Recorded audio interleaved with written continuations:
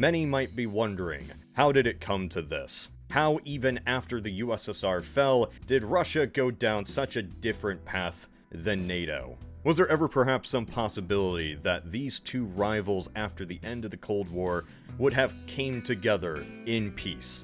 Because apparently Putin seems to think so, or at least he says so. His current track record with the truth isn't the best, by the way. You really think someone would do that? Putin says Russia wanted to join NATO, but NATO didn't let them. Is there truth to this? What do you mean, The answer to why Russia didn't join NATO is a story about a former superpower rebuilding itself from the ground up. How Russia, or at least the Duma and Putin, viewed their status in regards to the West. So first, the question we're all asking. When it comes to this whole situation, who's to blame for this? It's Putin.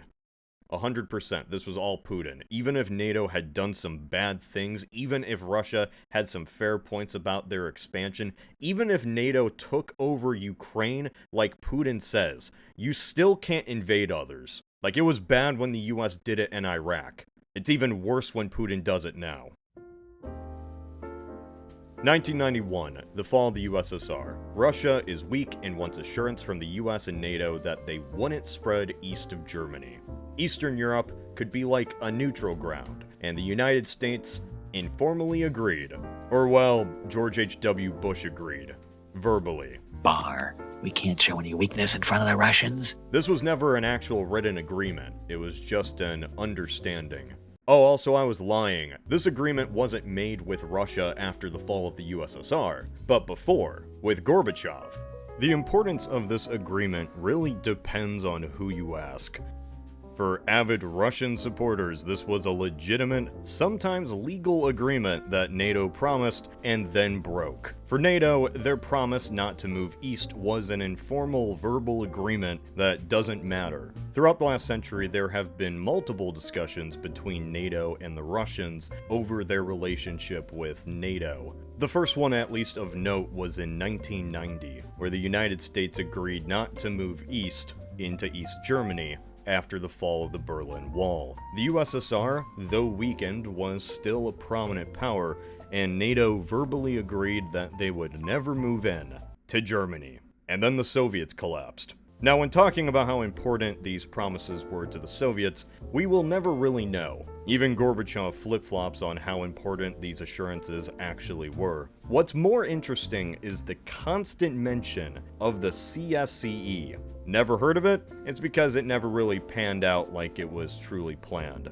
Whether or not any of this was true or just bluster, this talk of a united umbrella was seen as a viable possibility in the early 90s, before the USSR even fell. This is what Gorbachev and the Russians heard. Russia, at least if the Soviets fell, would be joining a united Europe.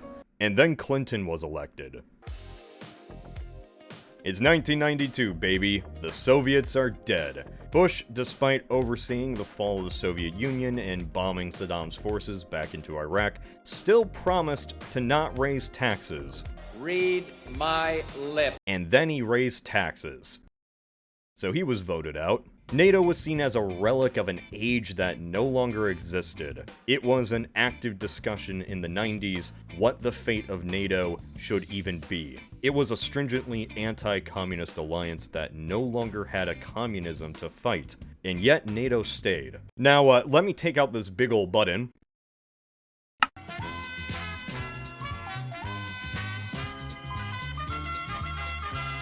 I should iterate that the Russians are not simply victims in this. For Central Europe, nations like Poland, Hungary, Romania, and even other nations like the Baltic states were living under Soviet control for decades. As soon as the Warsaw Pact fell, there was a real homegrown movement to join NATO, or at least get some protection from the West in case anything happened again. Would anything happen again? Who knows? The West didn't know, the Russians didn't know, and this was kind of the basis of Clinton sort of keeping NATO around. We're into 1993. Russia is slowly rebuilding, with a few hiccups along the way. Clinton comes to Boris Yeltsin with a proposal, a partnership for peace. All of Europe now coming together. Nobody would need to expand NATO if we all were just in this partnership together. And then Clinton drops the bombshell on Yeltsin. This whole partnership for peace was not an alternative to the expansion of NATO. It was a preparation for it. To which Yeltsin replied, "Why? NATO was created in Cold War times. Today it's trying to find its place in Europe, not without difficulty. It's important that this search not create new divisions, but promote European unity. We believe that the plans of expanding NATO are contrary to this logic. Why sow the seeds of distrust? After all, we're no longer adversaries. We are partners." Yet the plans continued. Poland, Hungary, and Czechia soon joined NATO. Yet this wasn't the breaking point in relations. Russia still remained a part of the NATO cooperation sphere. There was an optimistic view that the kinks in this whole thing were slowly being worked out. Now, keep in mind, this whole time, NATO is entirely justified in what they're doing. They're technically not doing anything wrong. But from the Russian mindset, going from a communist superpower to a mafia state, where this man is their leader, well, they felt nothing but shame. That fear and paranoia only began to grow, and it became manifested when this guy came to power. But even with Putin in office, and him winning the presidency through some zany means, Russia was still somewhat friendly with the US, yet that was going to change. In 2004, NATO, under Bush's push, brought in 7 new nations. Now, once again, if these nations wanted to join NATO, that's fine. But after a decade of this, Russia became paranoid that NATO was simply out to get them. And then Bush welcomes in these nations as escaping an evil empire. The door to NATO will remain open until the whole of Europe is united in freedom and in peace. You can even go back to articles in 2004 where people say Russia is going to change their foreign policy. The Russian Duma began freaking out, and the first man they ran to was a violent Putin. Georgia was invaded 4 years later. Keep in mind when I say Russians, I don't mean all Russians. I mean the Russian government, which should usually be clear, but I just know some of you are going to try to use that as a gotcha. One question may be on your mind. After the Cold War, why didn't the Russians just join NATO if they were so afraid of it? General opposition to the West, for one. Russia, even while the USSR was collapsing, didn't want to view this as a defeat. They wanted to view this as a new age.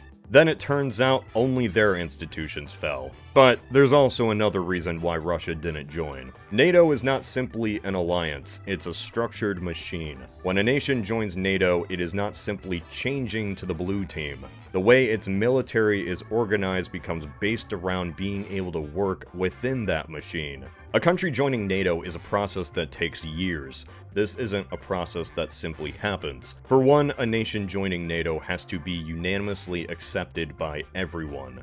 And it also has to be voted on by that nation's population. As an example, Hungary in 1997 voted 85% in favor of joining. Would the Russian people ever have accepted to join an organization that they believed was an arm of the American empire? The rule of geopolitics is the closer you are to a superpower, the more they mingle and try to control your nation. And that's what Russia really views a lot of their neighbors as, just pawns on a board for which they, as the stronger nation, have the right to control.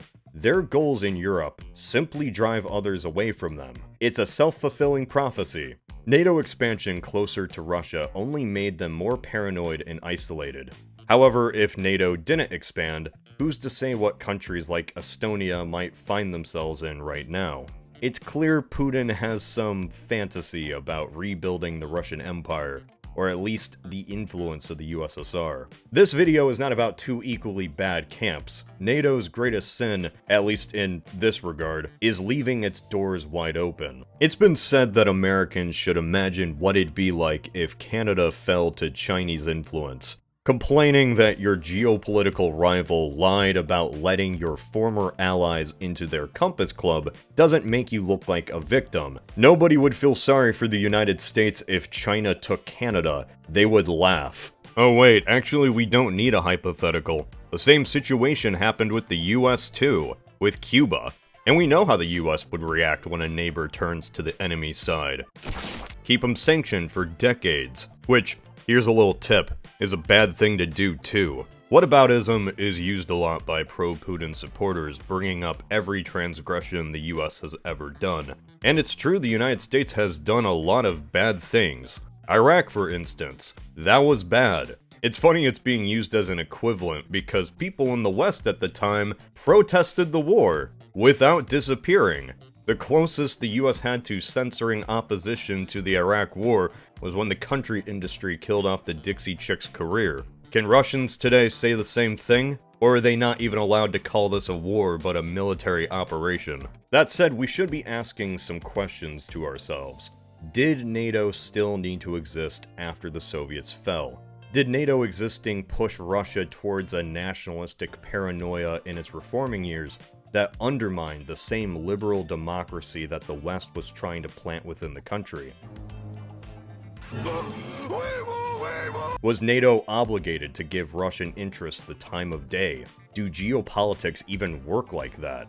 From my personal opinion, I believe that the Russians had far different expectations for what a post-Soviet world would look like. The Russians believed, in part because of those 1990 talks involving East Germany, that with the end of the Warsaw Pact, NATO wouldn't expand.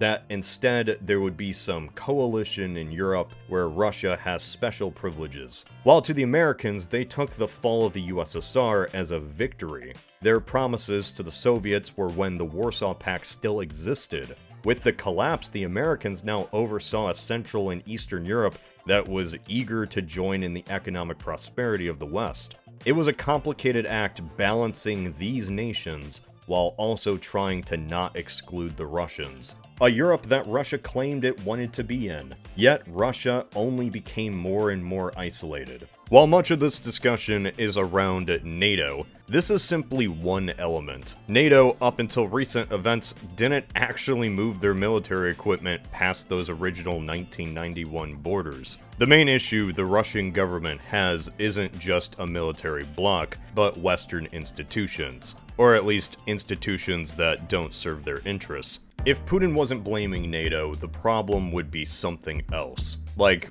I don't know, the whole thing that started this in the first place. Like Ukrainians wanting to join the European Union.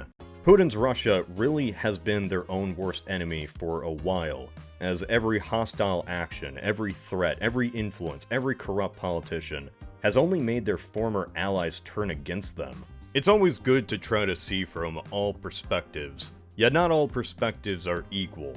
Sometimes the perspective is simply that another nation was a mistake to exist. Sometimes it's that the collapse of the USSR was the most catastrophic event of the 20th century. Even if there was a kernel of truth to the idea that NATO misled the Russians, it does not justify their actions. Should Putin really be talking about how misleading is bad?